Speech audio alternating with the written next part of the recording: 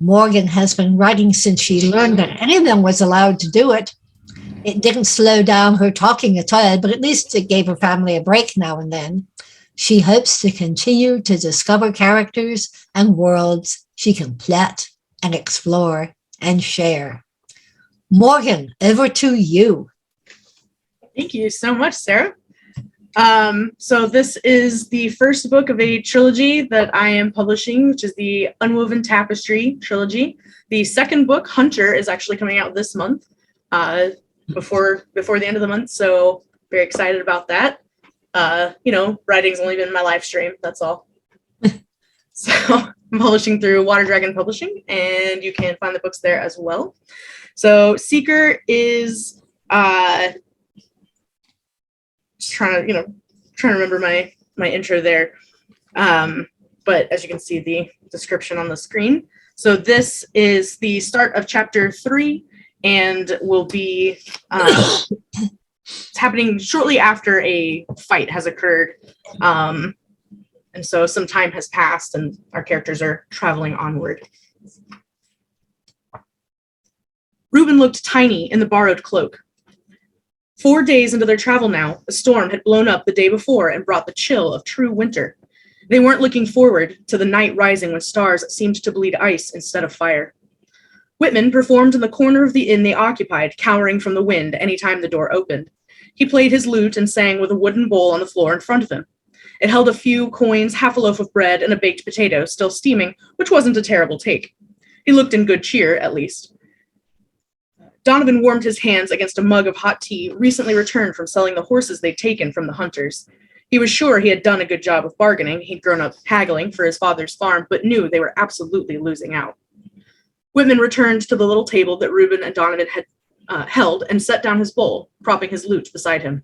Ungrateful wretches would not know good music if it made a merry home amongst their overgrown nose hairs, plucking dulcet tones to every sneeze. Why not their ear hairs? Reuben asked, shivering and burrowing into the cloak. Ear hairs are too good for the likes of them, the bard answered, perusing his bowl. Ooh, a turnip! God's bless and keep you, fine gentles. The door opened to admit someone. With it came a solid wall of icy wind. Donovan adjusted his brimmed hat, courtesy of Whitman's pack, and drew his wool coat tighter around his shoulders and hips. The sword he'd kept was belted around his waist. He wasn't confident in its use of it, but hoped the sight would give others pause. How went the sales, Don? Whitman asked, seriously. As well as could be expected. Our money should hold us a little ways longer, but not far. Should it come to starvation, gentlemen, I will serenade us into dreams of plenty so that we might die painlessly, dancing amongst images of pies and potatoes, and turnips, of course. Whitman took a healthy bite from the root vegetable and held it out to Reuben, who rolled his eyes and remained bundled inside the large cloak. Should it come to starvation, Whit, we'd eat you first, Donovan told him, rubbing frozen hands together. Nonsense! The boy would go first. We could eat him and a few hearty meals, whereas the majority of my cuts would go to rot before you finished. It would be a very sad demise to be so thoroughly wasted. At least we can all agree that I'd be last, Donovan said, now rubbing his arms inside his coat to warm up. Old age brought experience and poor circulation. You are much too tough and stringy, good man, Whitman agreed. It would definitely be the boy. I just hope to give you a terrible case of indigestion and that you fart in front of everyone you meet, Reuben answered tartly. Whitman looked askance. How could you? After all I have done for you, I would even make it a clean and painless death and then roast you above a perfectly laid fire and seasoned with lemon and sage and pepper. You would be fantastic. Whitman jokingly wiped drool from the corner of his mouth, eyeing the boy hungrily. Where are we going from here? Reuben asked. At the change of subject, the young bard grinned and bit into his turnip once more. He handed the potato to Reuben. It was soft and still lukewarm, so he took a healthy bite, skin and all.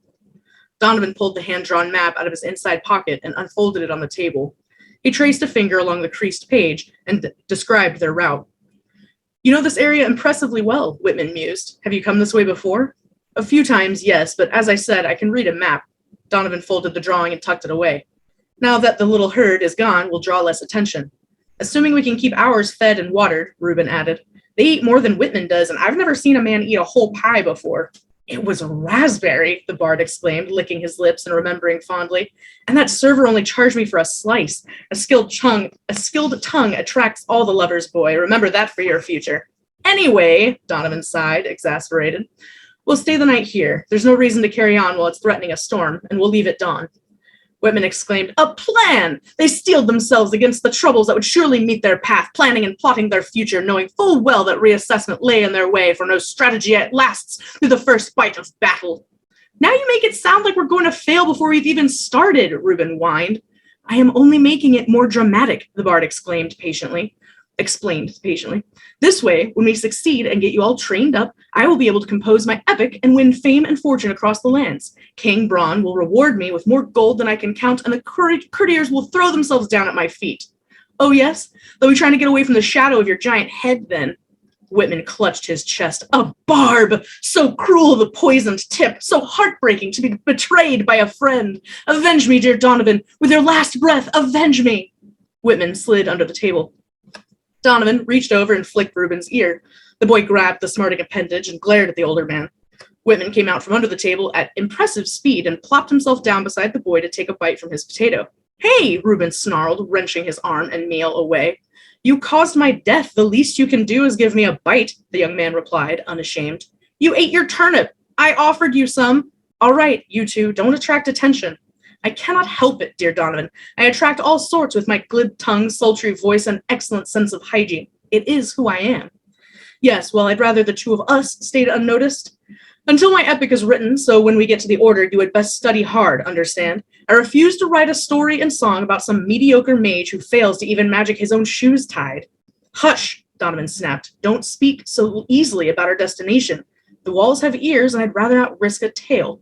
No, that wouldn't look at all impressive, Whitman agreed, unless it were a cat's tail. Donovan glared at him.